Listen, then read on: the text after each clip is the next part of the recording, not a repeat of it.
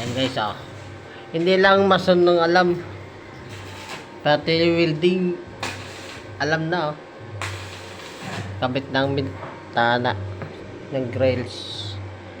Ayan. Oh, papugi ka na. Oh. Magpakilala ka. Para marami tayong ano.